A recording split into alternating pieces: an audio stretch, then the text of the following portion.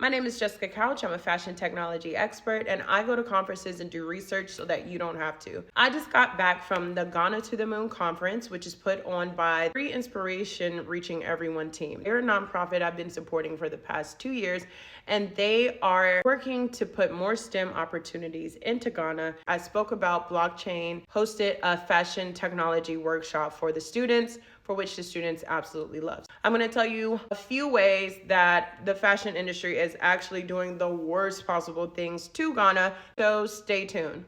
Ghana receives about 160,000 tons of clothing waste every year. This is also around 15 million pieces of clothing weekly and are coming in from countries like the UK, Germany, China, and India. 40% of the items that come in actually end up in landfills, and then a small percentage of the items that come in are resold, while the rest of them are just there. Now, when I say they're just there, I literally mean they're just there everywhere. They're in the streets, they're in sewer systems, they're in the gutter, they're washing up on the beach. This is a huge problem. Not only does this nightmare create an eyesore for such a beautiful country, the biggest issue is that synthetic fibers do not break down. In fact, it takes hundreds of years for them to decompose. Most of the clothing that ends up in these really massive stockpiles of seeps into the waterways and the soil, and it creates a bigger problem for such a beautiful country. Problem also affects the third-party resale market. Now, this particular resale market used to be a big thing in Ghana, where merchants would come in, they would buy these bales of clothing and be able to resell them and provide for their families. These merchants can now no longer feed their families or make a living because the clothing is so cheap. This is also creating an economic issue for Ghanaians who are used to being able to have a profession in the resale market. Things are not all doom and gloom. Ghana just elected a new president and a new political party, which promises to put the interests of the people first.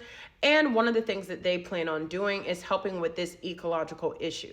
You may be wondering, why hasn't Ghana decided to impose tariffs in the same way that the US did on China? Well, there's actually people who make a lot of money from making sure that these imports come in. And since we can't quite rock the boat in the same way without it being an issue, there are other ways that we can figure out how to fix this massive amount of waste.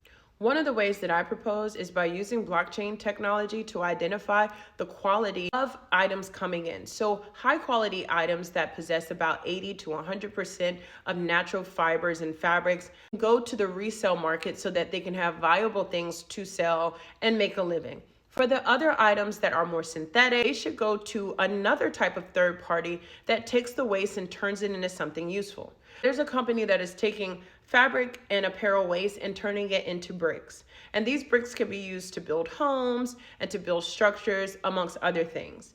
The type of technology that can overall prevent this would be predictive analysis, in which AI can do. Predictive analysis can help companies to not produce so many products. Because again, in my opinion, the only way to be sustainable is to figure out how to match people to products on a more one-to-one.